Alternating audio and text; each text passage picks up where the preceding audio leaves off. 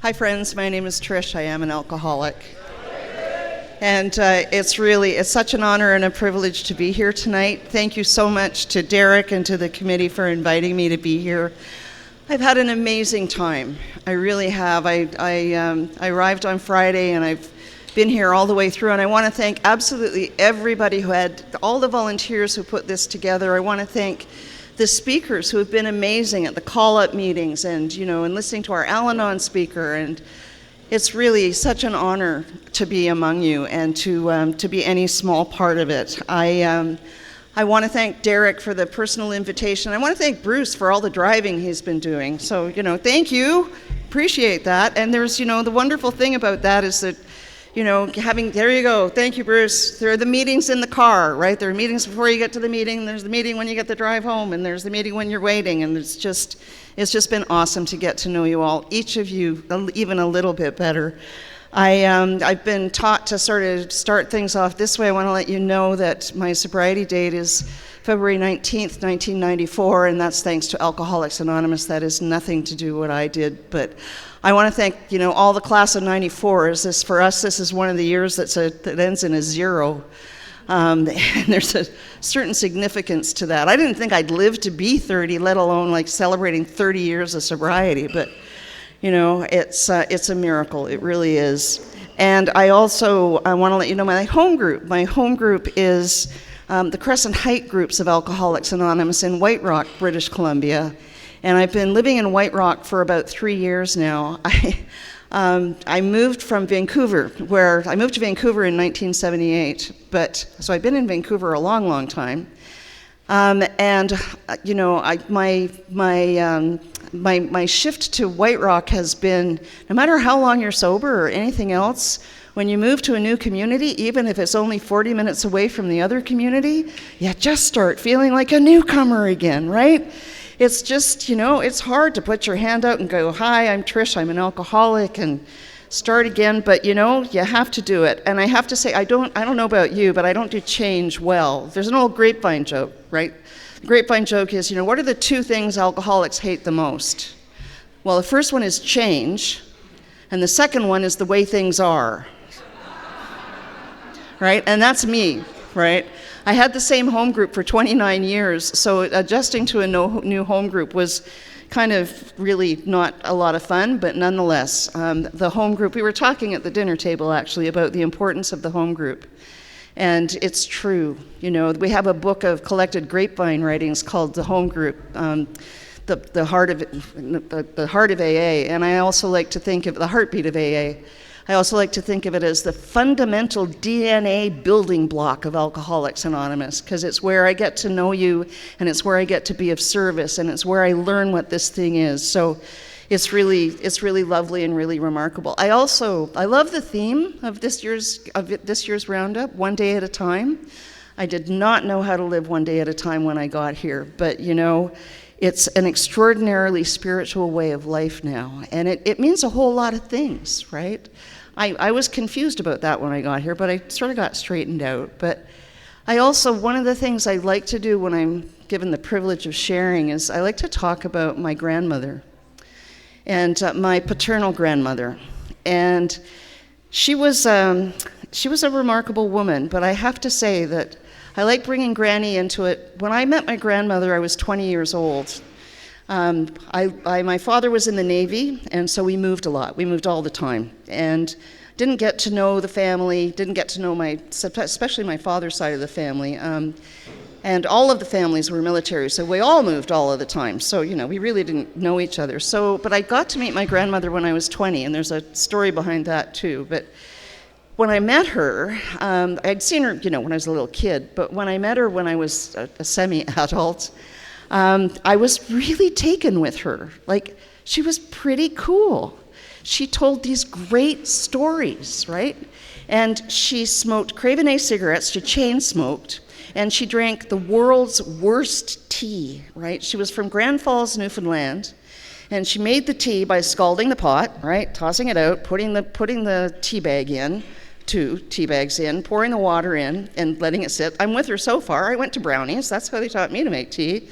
But then the rest of the day, she just kept throwing 2 tea bags in, right? Never took an old one out, just kept putting more in and pouring more water in. So like about 4 o'clock in the afternoon, you could stand a spoon up in this stuff, right? It was just dreadful. And she chugged it, right? She just drank cup of tea after cup of tea and smoke after smoke. And I matched her, cup of tea for cup of tea and smoke for smoke. And she smoked Ravenay and I smoked Rothmans, and we're drinking this tea, and she's telling these stories, and they're hysterically funny in a very tragic way. And I just thought, who is this woman? And she was warm, and she was embracing, and she really seemed interested in me and who I was. And I just fell in total love with her. And, what I didn't know then, which became significant later on, was, my grandmother, and I firmly believe I was born an alcoholic. There's a genetic disposition to it in our family. And I do believe that. I had every ism going. It was just waiting for the alcohol to hit. But when I met this woman, and she was so remarkable, what I didn't know was, when my grandmother, she had 4 kids, my father was the eldest, and she tried to sober up before there was an Alcoholics Anonymous. She tried to sober up when there was no solution to the disease of alcoholism. She tried to sober up raising a family with 4 kids, right? Not knowing what she had. And really what happened was, she'd go on a bender, they'd call her mother, they'd get in touch with her mother would come and look after the kids while Granny detoxed from whatever bender she was on. And this was in the 1920s in Halifax, Nova Scotia. And when I think about my grandmother and I think about what she went through in that time when there was no solution, she actually tried to sober up through the Oxford groups. So when I hear our history, our Alcoholics Anonymous history, the Oxford groups were very important to our history and to influencing our steps, and Bill Wilson. When I hear our history, it's personal. And I think about what it was like for me as a woman when I came to Alcoholics Anonymous, and the shame and guilt that I felt, and there was way less stigma when I came in than there was in the 1920s. But when I think about the fact that there was no solution for that woman at that point, my heart goes out to her. And I bring her here to you because I love and adore her, and what I adored her.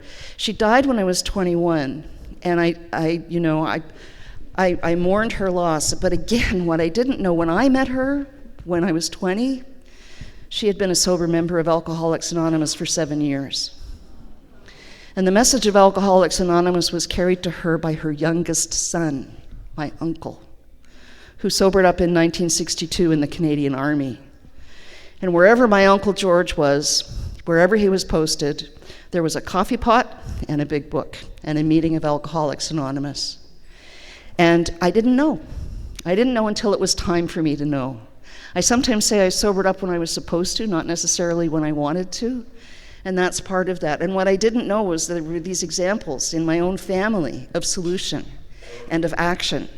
And and in my grandmother's case of unconditional love, that was the first time that I experienced unconditional love, was with my grandmother, and I know you gave it to her. Right? I know it was Alcoholics Anonymous that allowed her to express that.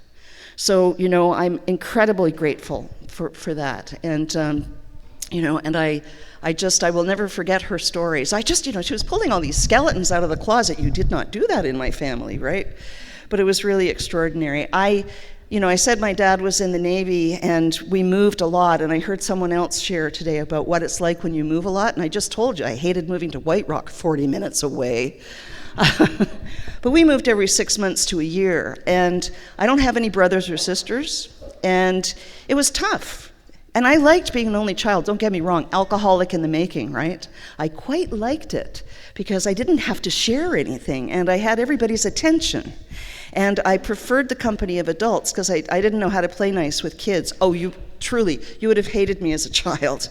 You really would have. I was kind of like the hall monitor prefect type, right? Like, line up here, do this, do that, the brown noser, the teacher's pet, all that kind of stuff. A poisonous child, poisonous. But, I made it work for me. But So, with all this moving, the only time I ever wanted a brother or a sister was when I was starting in a new school, because I wanted someone to walk up those stairs with me, because I never knew if they were going to put me ahead a year, if they were going to put me behind a year. Curriculum changes province to province and even city to city. I didn't know if it was going to be new math, old math, didn't have a clue. And so books were my friend. They really were my friend. I loved to read. And that's why I sort of preferred the company of adults as well. It was like easier for me to relate to an adult than it was to kids my own age. So I really didn't know. I learned really quickly, I don't make good friends. Do not do that. Warning, warning, do not make good friends. Because I would have to leave, and I'd have to say goodbye. And I'd go back to visit them, and everything had changed, right? What are the two things alcoholics hate the most? Everything had changed, and it couldn't be the same. So I stopped making friends. I could be social, still can. I could be very social, but I refused to make friends. I started to keep people as far away from me as I could, because I didn't want to get hurt anymore. It was I just didn't want to bear it. And the thing was too, I adored my father, the Navy dude, and he was a very shy man. He was a World War II vet. He had a brutal war. It was the North Atlantic. And he didn't know what to do with kids. He left it to my mother to be the disciplinarian and to do all that kind of stuff. But I spent a lot of time trying to get my father's attention, and my heart goes out to him today. What he experienced, and he was identifiably the alcoholic in our family. He was a high-functioning alcoholic, but our family life was definitely centered around what and how Dad drank. And we had code words. The Al-Anons will love this. We had code words about, oh, Trish, your father's just feeling a bit. This was a good one. He's just a bit owly today. And I don't know if you know, but I forget page, I think it's page 68. There's actually a phrase called, drunk as a boiled owl, right? And I think about my father and my mother saying, oh, Trish, your dad's owly today.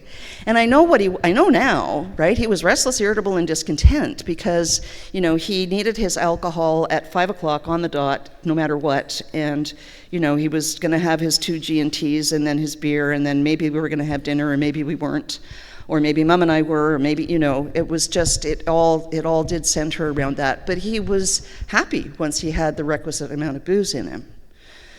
He was that kind of drunk. And so, I sometimes felt like I could have his attention more when he was drinking, because he seemed to be happier. But, I spent all that time and left, as I said, my poor mom, dealing with, with this child. When my father finally retired from the Navy, he joined the Ontario Civil Service, and we moved to a small town in central Ontario called Midland. And Midland is a beautiful little town. It's on the shores of Georgian Bay. It's beautiful in the summer. It sucks in the winter. And when we moved there, I think the population was, about 7,000 or 8,000. It was pretty small. And we moved there, and I started at a new school, but it was tough. I'd not lived in a small town. The Navy bases were in big cities. And everybody knew everybody. Everybody had gone to school with everybody. Everybody had gone to school from kindergarten right through with everybody. I didn't know how to fit in, right? I just didn't know. And again, I just tried to make myself like the smartest person in the room and convince you all that I was. I never was, but, I would do this job of convincing you. And, and I did not fit in. I just didn't know what to do. But, I prided myself on school. School was really important. My brains were important. I thought my brains could get me through pretty much anything. That's what I thought. So, I kept doing that. But then what happened was that, I started to have a little bit of a social life because a boy asked me out on a date. So this boy became my first date, and then, my first love, my first lay, my first marriage, my first divorce, and from here on, he's known as George I. And he was my ticket out of my parents' home, right? It's kind of like Pat was talking about earlier. He was my way out. And so I ran away from home to live with George I. We moved to the big city, to Mississauga. I was still in high school. In those days in Ontario, you had to go through grade 13, and I left home in the middle of grade 12. I finished grade 12 in Midland, and then I moved to Mississauga for grade 13. And, and I just thought I was so happening. I thought I was so hip and slick and cool, right? Because I strolled into that high school and said, hi, I'm going to sign up for grade 13. And the principal went, you are? Yes. And he said, well, I need to talk to your parents. And I said, I don't live with my parents. And he said, well, I'll need to tell them that. And I said, oh, believe me, they know. And so he said, well, who do I send your report cards to? And I said, send them to me. And so anyway, I got through grade 13. The thing about George the First as well, and I have to say flat out, I am an alcoholic. I did try every substance known to personkind over time. Nothing stuck, and I'm grateful for that. Alcohol, though, stuck. Zing, it stuck. So, but the alcoholic behaviors were starting, but the alcohol really hadn't been added at that point. But I was so cool. So I'm in grade 13. I have my own apartment. The thing about George was he was the Midland dope dealer as well. So I'm living with my boyfriend around the corner. He's a dope dealer. I got an apartment. I'm still in high school. I really felt like, I had arrived. Boy, I was cool. I was no longer a nerd. Boy, I was very cool. And the fact is, I was very young, of course, when I got married. But what marrying George, we did get married, as I said, and what that did was it sort of legitimized me in my parents' eyes to a certain extent, and I could now drink with my father. Right? I was married, I was kind of age, and I could drink with my dad. And this is where, the warning signs started to come up, and I paid no attention to them whatsoever. But, I could drink like a man. And my father was really proud of me because I could drink most men under the table. I had a very high tolerance for alcohol from the get-go. And I did not know that this perhaps was a sign of alcoholism. I did not know the word alcoholism. I just knew that I could drink with my dad, and he would see me, and we would talk. And we'd be able to talk about things that we'd never been able to talk about before. And alcohol was the magic potion that made that possible. It was just everything to me in that moment. So that was a huge I had arrived moment. And when I look back on it, it says in the promises after step 9 that, we don't regret the past nor wish to shut the door on it. And I don't regret that, but I look at it pretty wistfully because it was a relationship based on, on spirits that were drinkable, not on spirit. That is how we express ourselves in that way. But, it was still, it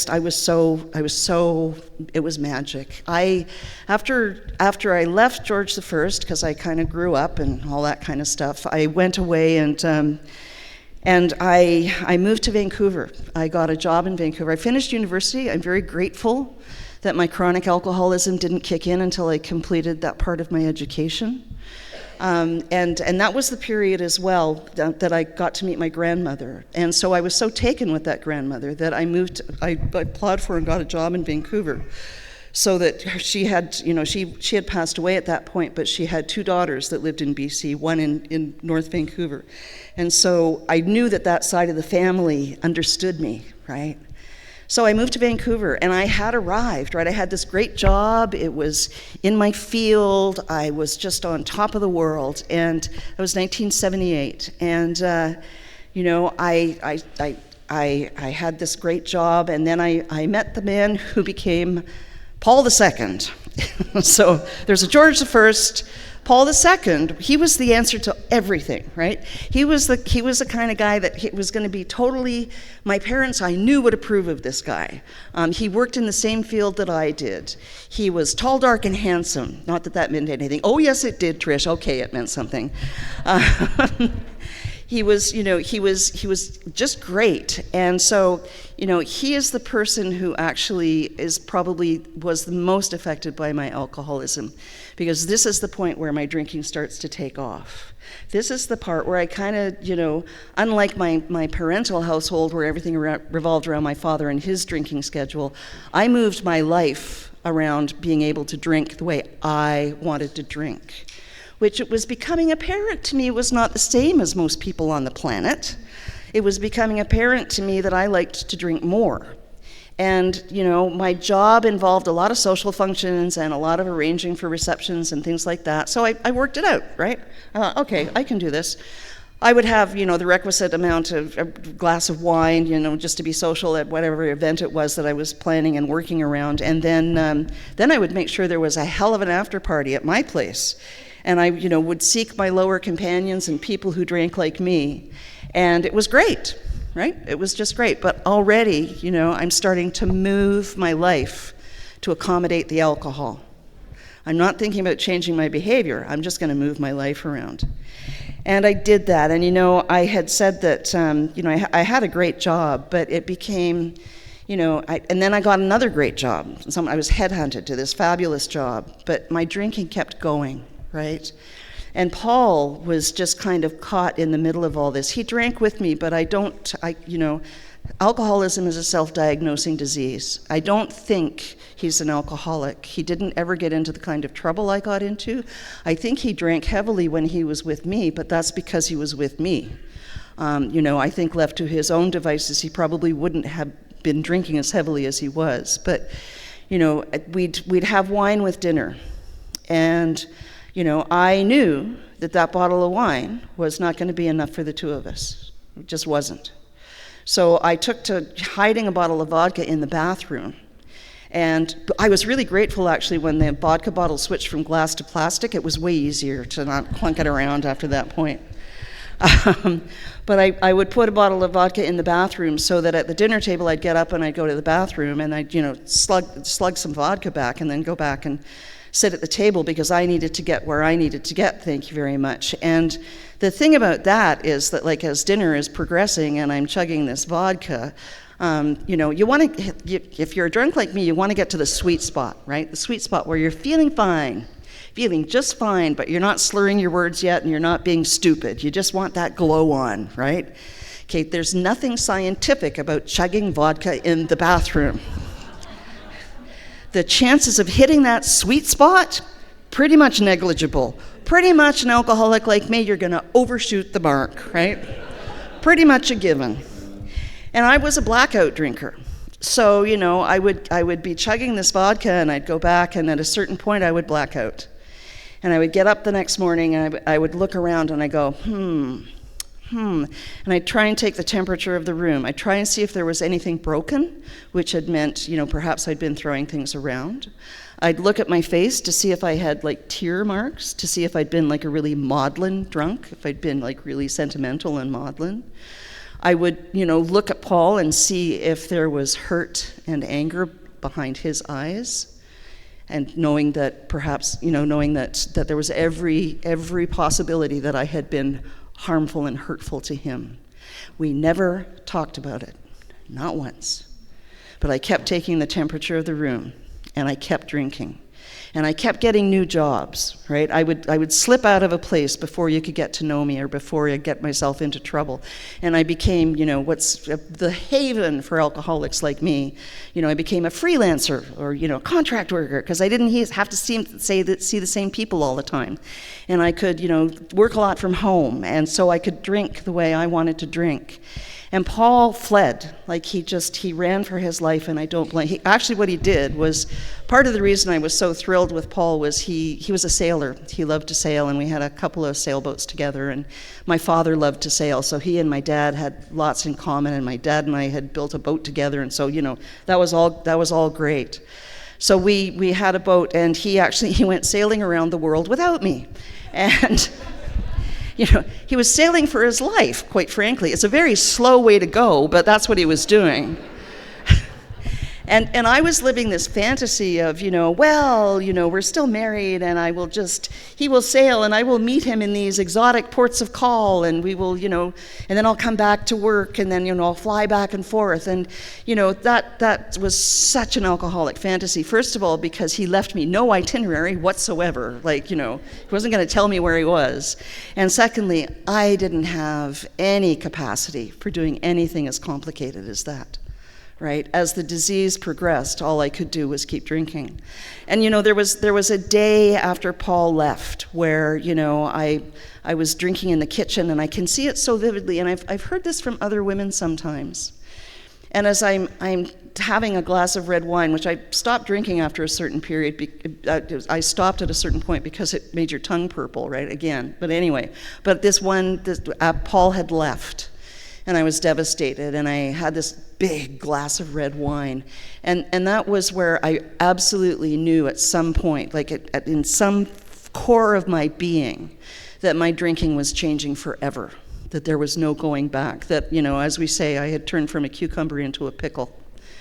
But I didn't do anything about it, right? But I can see it so vividly. I can tell you the color of that kitchen floor, because I painted it this brick red, and I can tell you what the cupboards looked like. I can tell you the moment I can feel that glass of wine, and that's when my drinking changed forever. It had been building up, but there was an actual moment where I knew there was no coming back.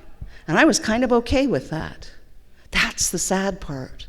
That's alcoholism, right? I was okay with that.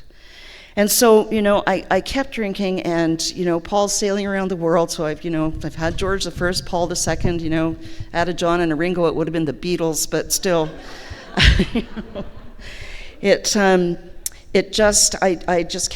kept on. And, at one point, I came to AA for the first time in 1992, and I sobered up in 94, but when I came in 92, I to this day, I don't know how I knew to call Alcoholics Anonymous. I really don't. But I called central office in Vancouver, and I owe my sobriety to literally thousands of people that I will never know and never meet, and they will never know the impact that they have had on my sobriety. Thousands and thousands of people who have gone before me. I owe my sobriety to them. Right, and service. They have been of service to Alcoholics Anonymous, and my story is absolutely intertwined with all these people who have been to service in Alcoholics Anonymous and how they have made it possible for me to be here today. And one of the first ones was this dude named Joe. And Joe was on the phones in central office in Vancouver. I swear it was his first time. I called central office and said, hi, I think I maybe have perhaps a little problem with alcohol, I'm not sure. And Joe went, you do? That's great. Oh, wait, well, And he was so excited. I'm sure it was the first time he had a live one on the phone, right? And he said, okay, he said, I know what to do. Woman, I'm going to get you a woman to call you. Don't go anywhere. And I said, okay. But Joe did what he had been taught to do at a phone workshop put on by people I will never know and I will never meet. And two really nice people came and took me to my first meeting of Alcoholics Anonymous, a man and a woman, a man and a wife, and they took me to the East Burnaby group of Alcoholics Anonymous. And I lived in Vancouver, but in kind of far east Vancouver, almost in North Burnaby. And it was a great meeting. It was at 9 o'clock at night, which was a good thing for an alcoholic like me because it meant that it went until 10, and if you stuck around, if you were getting a ride or you were washing cups and ashtrays, then the chances are the liquor store would be closed before you could get home, and your chances of not drinking after the meeting were increased. And I see meetings going earlier and earlier and earlier, and I think about alcoholics like me, right? And I think, wow, I know I like meetings earlier. I'm old, right?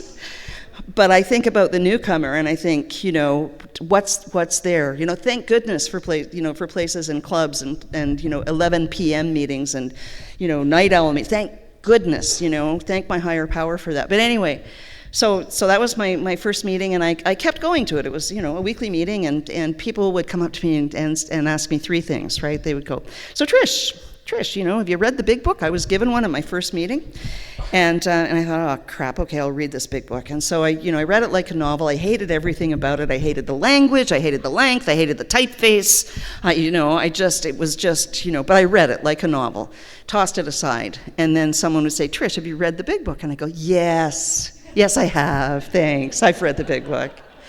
And then you'd ask if I had a home group, right? Back to that DNA thing. And so I made East Burnaby my home group. That was easy. I wasn't going to any other meetings.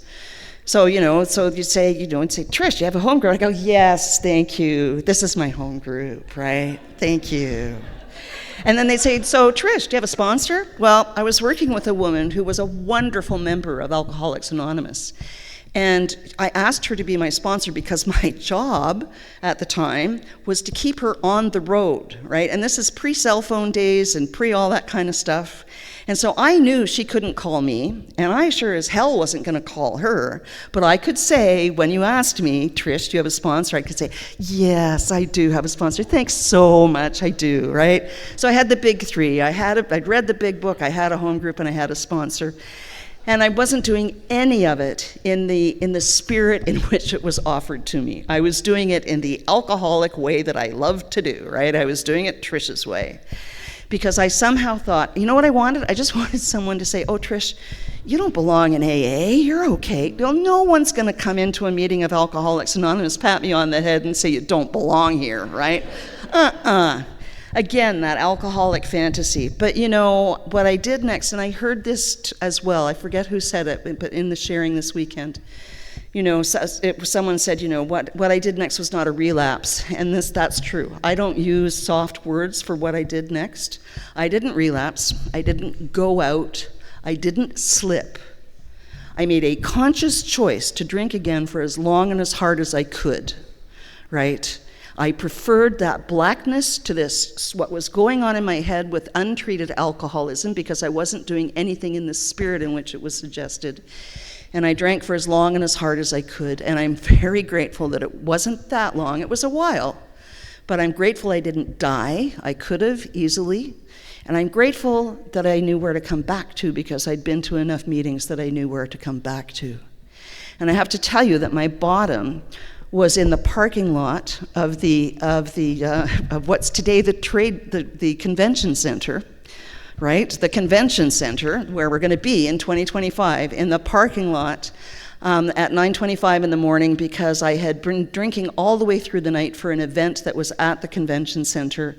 And, you know, I had blacked out. I woke up. I had to get to this event. I wove my way down. My higher power saw fit to put 25 cents in somebody's pocket and, you know, payphones, pre-cell phone, right? So the cops were waiting for me when I pulled into the parking lot, and kind of, you know, they opened the door and I kind of stumbled out. And they took me to the police station. And I have to say, like, you know, when I was delegate in 2007 and 2008, because I was your panel 57 delegate, I had the incredible privilege of doing that. One of the things that tasks I was given to do as your delegate was presenting a bid for the 2020 International. And when I pulled in to meet with people, I realized, and it was like 13 years later, I realized I pulled into the same parking spot, right? Full circle. But, so I got to the police station, and the arresting officer did not throw me in the drunk tank. And this is where those thousands of people that I owe my life to, and who have been of service to Alcoholics Anonymous, that miracle, that's where that comes again. Because this particular police officer saw something in me that I didn't see in myself, and that was that perhaps there was some kind of hope, and that throwing me in the drunk tank wasn't going to do any good. He turned me over to victim services. Now, I've heard one other person say that that's part of their story in all these 30 years. But he knew more about the disease of alcoholism than I did. And so somewhere, some committee, somewhere along the line, whether through public information or cooperation with the professional community, had done a ton of work for that police officer, that professional in the community to understand the disease of alcoholism to the extent that he did. And the hope that he saw in me gave me hope, because I didn't have any. But the fact that he did made it possible. So when they were rolling my fingers on the ink pad, right, you know, because I'm so special, they wanted my fingerprints.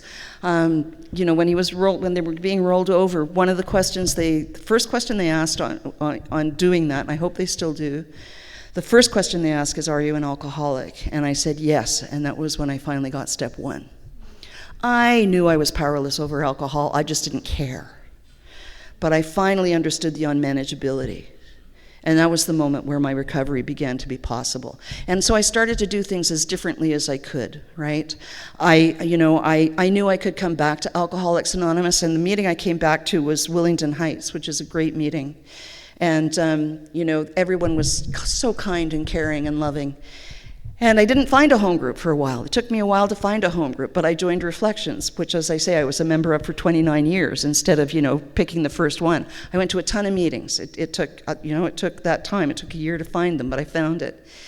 And, and sponsorship, I asked what felt like 100 women to be my sponsor. It was probably 4 or 5, but, it felt like 100. And then they couldn't for very good reasons. And I finally said to a man who had been so kind and caring and considerate to me, George, will you help me find a woman sponsor? And I didn't want a woman sponsor, but I knew I needed a woman sponsor. And George found me a woman sponsor, and her method of sponsorship was to put a bunch of wacky newcomers together and do a big book study, and she used the Joe and Charlie tapes, and that was where my introduction to the steps, and that was where my recovery began, and I am so grateful to that woman to this very day. And in that process, my parents would always come to Vancouver for a visit to break up the Midland winters. And so there was an apartment in my house, and that's where they would stay. And so my mom came out. I sobered up in February. And in March, my mom came for a visit without my dad, and she said, yeah, your dad's just having a bad winter. He doesn't want to travel. And I said, well, you come, and I'll come back in May for a visit back to Midland. And so mom came, and I don't remember much of that visit. I was so newly sober, and she was just happy that, I seemed to be getting better. And so I booked a flight back to Midland and for mid-May. And my mom called me the first week of May, and she said, Trish, you need to come home sooner. We don't know what's up with your dad, but he's in hospital. We don't know what's going on. You just need to come home. And I was stunned. I was just stunned, right? I told you how much I adored him. I told you how much time I spent trying to get his attention, and this just could not be happening. Could not be happening, but I knew it was. And so I did what you taught me to do, and I went to a ton of meetings. Had been sober just long enough that I could undo my ticket and redo the ticket, which I wouldn't have been able to do if I was still drinking. And I was able to do that, and I went to a ton of meetings, and I asked you all to pray for me and to pray for my dad, and you did. And so I got on the plane. It was a red-eye flight, and I felt like I had my dad on one shoulder and my higher power on the other, and I didn't drink on that flight. I loved to drink and fly. That was one of my favorite things to do. I don't know if it's the extra altitude or what, but I was, one of the people in the back where you just drank your faces off and smoked your face off, and, you were the party folks in the back. That was me. So flying sober was a brand new experience, but I knew there was no way. This was too important.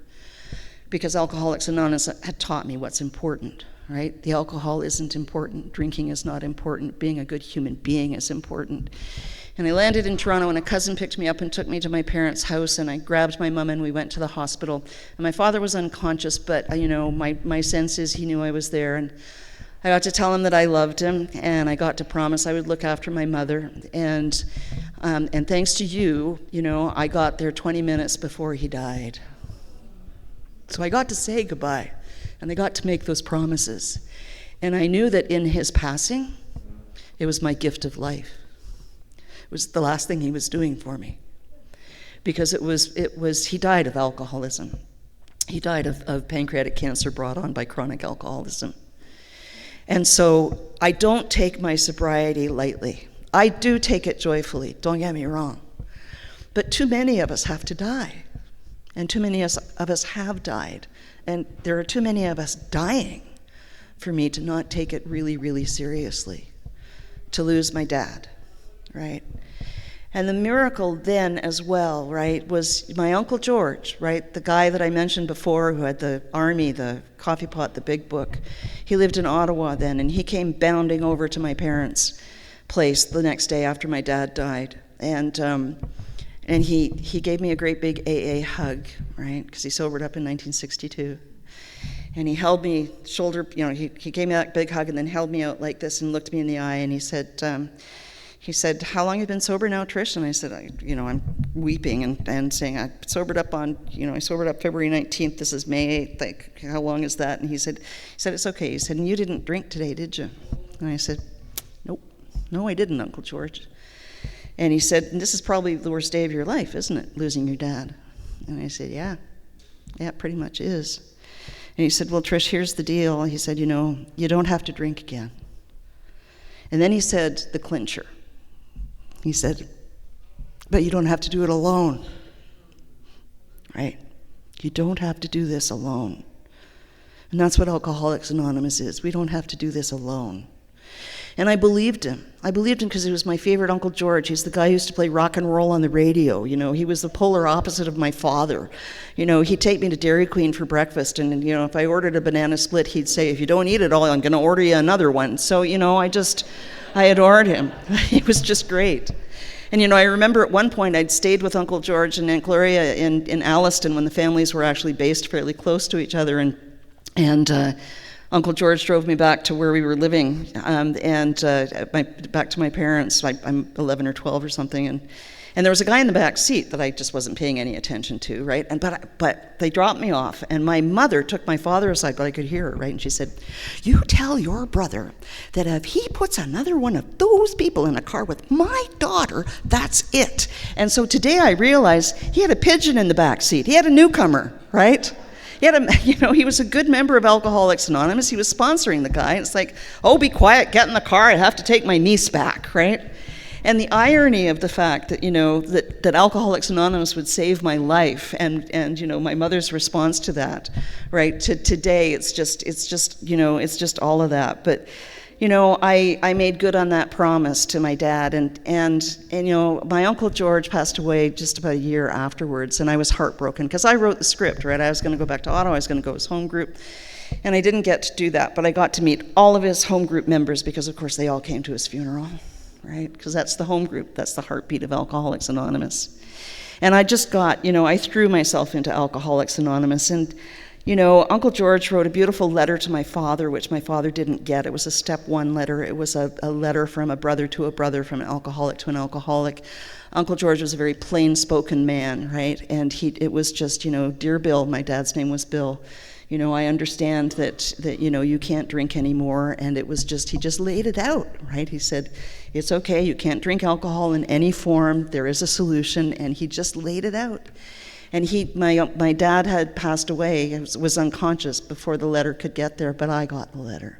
And that letter's in my big book. Because it didn't go to my dad, it came to me. So, you know, I'm so grateful for that. My mother, who I had made the enemy all that time, you know, my mother had been waiting for my dad, in a sense. My mother had always wanted to move back to Vancouver Island. She went to nursing school in Victoria, and my father promised her when he retired that they would move there. And Dad was just he couldn't do it, right? He couldn't get out of his chair. He just, you know, the alcoholism kept him cemented to Midland. So the day after my father died, my mom had the house sold. I know you're not supposed to do that, but she did. She sold it to a neighbor, and by September she had moved to Parksville on Vancouver Island. And, you know, I had begun to get really interested in what it was that I belonged to. And so I would go to Parksville to visit my mom, and it became evident to me that my mom also had a problem with alcohol that I hadn't seen, selfish alcoholic that I am, because my father and I would drink to her exclusion. We kept her out of it. And so she developed her own problem with it, and so I'd go to Parksville pretty much every weekend, and, you know, I'd go to a meeting, and then I'd come home, and my mom would be smashed, and I'd pour her into bed, and I'd just be the best AA member that I could be, and I wouldn't talk about her drinking, I would talk about my drinking, and I just, you know, did it the best I could. One day she fell, one morning, right? It seems to be something about Lano's women and falling, and anyway, and drinking in the morning. She was doing gardening in her little place in Parksville, and she fell and she broke her hip, and the ambulance came, and the ambulance folks smelled alcohol on her breath. They called ahead to Nanaimo General Hospital, right, where, thanks to cooperation with the professional community and the work that professionals have done in the medical field on behalf of Alcoholics Anonymous and our Class A trustees in the medical field, she arrived, they called ahead, she was assessed, and by the chemical dependency unit it was called. It was one nurse, but that's okay, it was still a unit. And she was medically detoxed and treated with incredible respect and care and compassion, and could hear from a professional what she wasn't going to hear from me, which was that she had a problem with alcohol. I was so excited, and this is where Al-Anon saved my life. It's totally saved my life. Because there I was like, yes, the secret's out, right? So I had her sponsor picked, I had her meetings picked. You know, I knew what she was going to wear to meetings. I had it all laid out, right? And my friends in Parksville took me aside and took me to their Al-Anon spouses and friends and said, "Trish, you're very sick and you need help." And I am so grateful. I am so grateful to Al-Anon. Al-Anon has made it possible for me to stand here and say that, I was the best daughter I could be to my mom. I wasn't perfect, but I was the best I could be. And that's the gift of Al-Anon. I don't know if she drank. It doesn't matter. I took her to a meeting in the hospital because, again, someone on a service committee, a hospital committee in Nanaimo, had a meeting in the hospital. So I took Mom to the meeting, and I asked her afterwards, I said, "What'd you think, Mom?" And she said, "Oh, Trish, that was just so interesting." She said, "I think it's great that AA is there for you, and I certainly don't need it, so take me to my room," right? But yeah, and I don't know if she drank from that day until she died. It doesn't matter. It's none of my business. I do know that when the social worker said to me, "What will you do if your mother drinks again?" I said, "I will love her, and it's none of my business," right? And meant it. And that really did allow us to have a relationship. I have to let you know that there had been a George I and a Paul II, and I met someone in the rooms of Alcoholics Anonymous. I did not want another relationship. I did not. When it was pointed out to me that I was dating this guy, I just about left home. I said, "No, I'm not." And they said, "Well, Trish, you're going to dinner together, you're going to movies, you're seeing each other, you're going hiking. That's called dating." And I went, "It is?" I had no idea. I would just skip dating. I would go straight to marriage, right? So, what's this dating thing? Anyway, I stuck it out, and I have to say, Arnie couldn't be here this weekend, but I'm lucky enough that there's a wonderful member of Alcoholics Anonymous who's been a long-term partner. We got married a couple of years ago, but we've been together for decades. And I don't call him Arnie the Third. That's him now.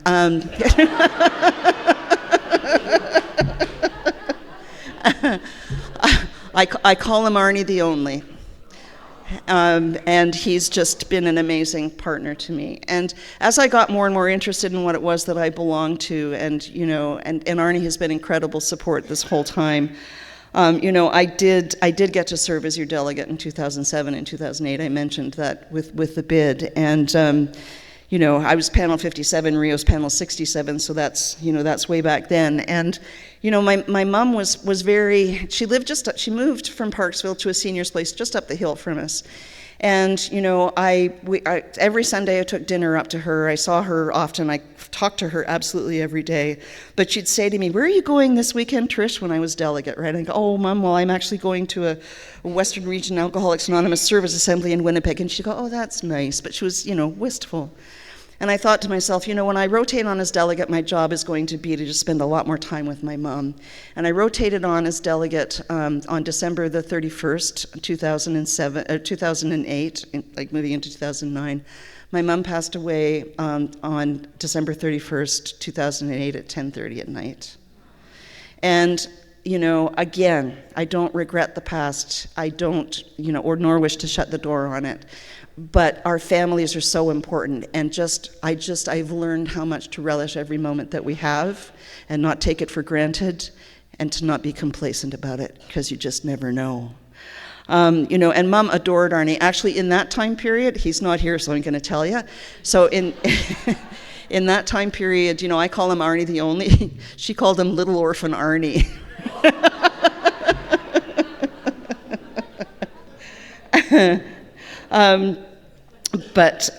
Okay, yeah. I'm just checking the time. There's so as I served as your delegate, and I had the opportunity to, I've always put my hand up for Alcoholics Anonymous. I was saying that earlier today. You just have to be willing. Those thousands and thousands of people that I owe my sobriety to. I just keep putting my hand up. If I'm willing, I put my hand up. And there have been times where you don't want me, and that's fine. But by virtue of just putting my hand up and just working, one day at a time, that whole idea, one day at a time, I didn't live in the present when I was drinking, right? I never lived in the present. I was always futurizing about either where the next drink was coming from, or I was rewriting my history, right? If I had said this and then done that, then this would have happened, and then this would have happened, and then I would be my rightful place, queen of the universe, right? I was constantly rewriting that kind of thing. So one day at a time to me is, so much about living in the moment. It doesn't mean that we don't plan. It doesn't mean that we don't do the footwork. There's a hell of a lot of footwork we have to do in life. But I let go of the outcome, just like in step 3, right? That's what one day at a time is for me. Do the work and let go of the outcome. So, I was elected as the trustee at large for Canada in 2019. And was a 4-year commitment as a trustee on the General Service Board of Alcoholics Anonymous. And the trustees at large have the awesome responsibility of being the contact when requests are made to the General Service Board for presence at events outside the US and Canada for other service structures, because we're the US-Canada service structure. There are service structures all around the world. They're independent of us, right? They look to us for a resource and for shared experience, strength, and hope. But what they do is what they do, right? They apply the steps, traditions, and concepts at the local level the way they do.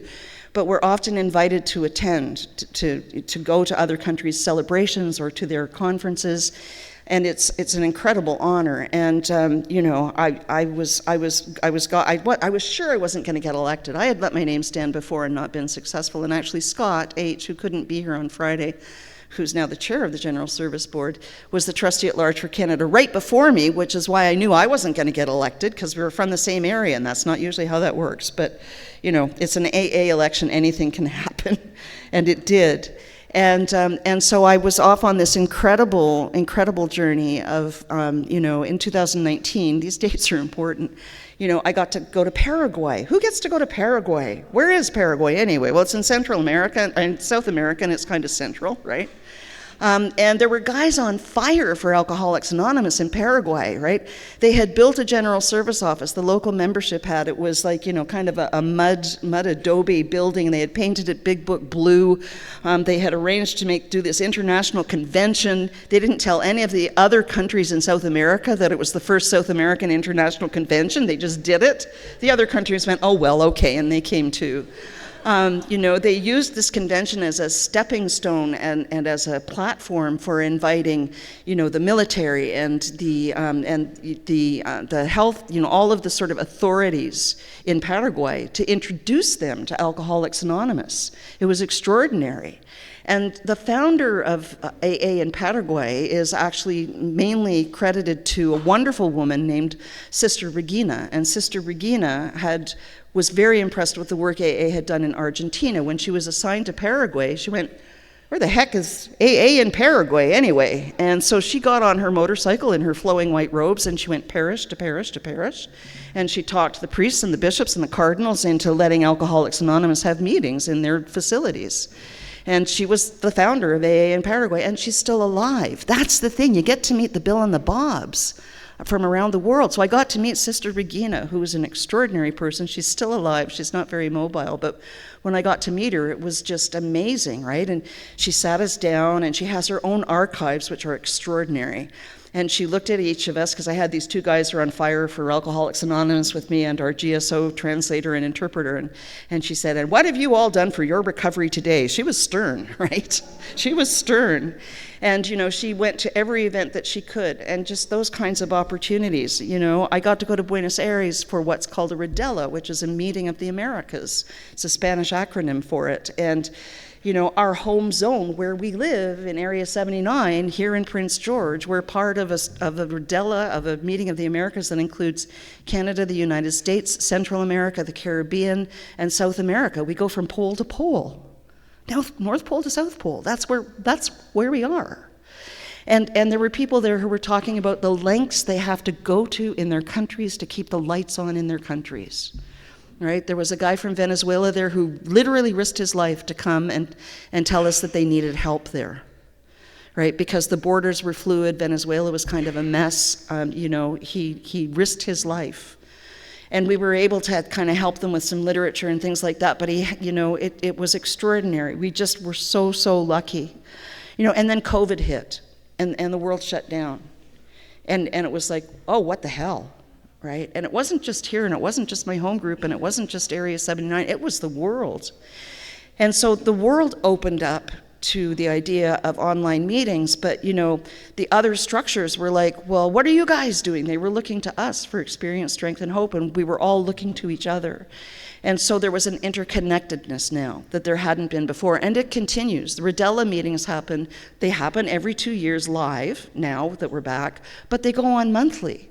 So that there's incredible sharing of experience, strength, and hope and service ongoing as a result, just to keep the lights on around the world. The World Service meeting was held virtually during COVID. Two World Service meetings were held virtually.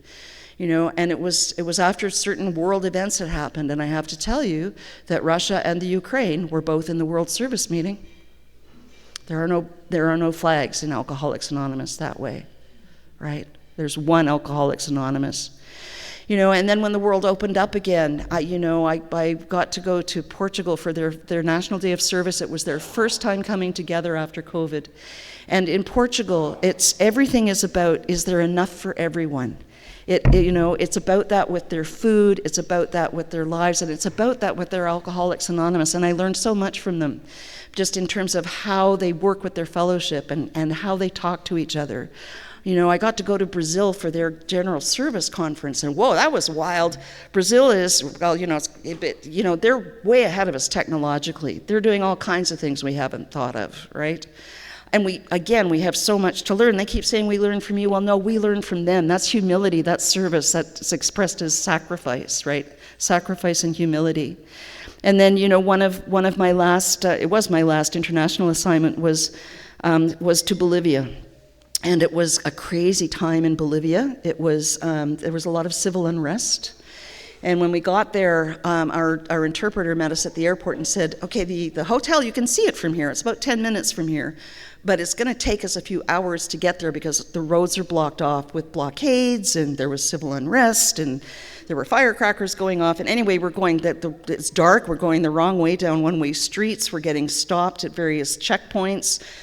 It was scary, right? Except it was AA, right? There's a faith there. The next day we went to the General Service Office of Bolivia, which, we had to go through roadblocks again. And the hotel said to us, if you're going to go downtown, there's nobody in the hotel, right? Too much unrest. This was, it was Sao Paulo. It was Bolivia, so Santa Cruz. They said, just be back at the hotel by 2 or you're not going to get back in the hotel. Like, they block us right off. So we went in the morning to their general service office, which was was in an apartment building on the second floor, and they had almost canceled the convention. The convention was in a different city, but they had almost canceled the convention because of this unrest, but they didn't, and so we didn't cancel either, right? And so we got there, and their general manager is a man named Chiqui, right? He's just a lovely, lovely man, and he met us at the door with tears in his eyes, and he said, you came, right? And of course we came. That's what we do in Alcoholics Anonymous, right? There was a 12-step call. They were having a convention. It was important to them that there be representation from the U.S.-Canada structure. They didn't cancel. We didn't cancel. It was an amazing event. You came, right? That's such a touchstone in Alcoholics Anonymous. I'm going to come back to that in a sec. I debated about sharing this with you, but I'm going to, and I'm going to because of the courage and bravery that Christina shared on Friday when she was asked to share with you. And, we live one day at a time, and I've had these extraordinary adventures. And when I was invited to the Roundup, I was so excited. And in July, this is October, and a slightly outside issue, but not so much. So October is Breast Cancer Awareness Month. And on July 4th, I went for my normal, because I'm a sober member of Alcoholics Anonymous, and I'm a grown-up, thanks to you. When I get the thing in the mail saying, go for your mammogram, it's 2 years, it's time to go, I go. And I went, and something was detected, so I went back, and they did a biopsy. And I have been diagnosed with breast cancer, and I had surgery 4 weeks ago. I talked to Derek. I said, I don't know, because the surgery wasn't scheduled yet. I wasn't sure if I could come, right? I wasn't sure. But I have faith in a higher power. I did have to cancel one speaking engagement, but I thought, please God, I'm so grateful to be here with you. But, It's early detection. And there are two words about that. And that's treatable and survivable, right? So, I had surgery on September 12th. I do have to have another surgery. I will have to go through chemo. I want you all to know that you are probably the last people to see this long hair. When it grows back, I don't think it's going to grow back this long. But that's pretty minor, because it is one day at a time. And I'm so grateful. I've lost friends to the disease of alcoholism. I've lost friends to the disease of breast cancer. I know that I will just put one foot in front of the other, and I will do it. But it goes back to a couple of things. When Uncle George said, "We don't do this alone," he meant all of it.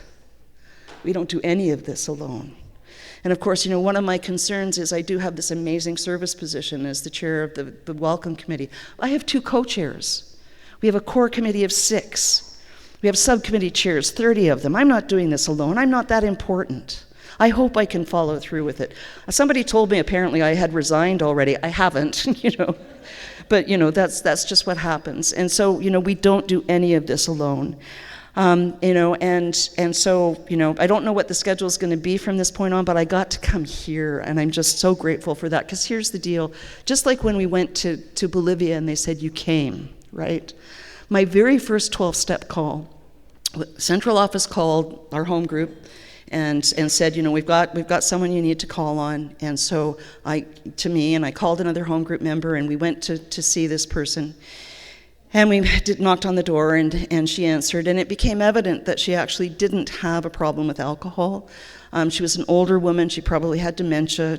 She had called central office, but we had a cup of tea with her. We called the super of her building to make sure she was going to be okay, and he was in touch with her son, so we knew she'd be okay. But she called Alcoholics Anonymous because her husband had been a long-time member of Alcoholics Anonymous. He was, I believe, 45 years sober when he died. And she knew, even in her dementia, that if you called Alcoholics Anonymous, we'll come, right?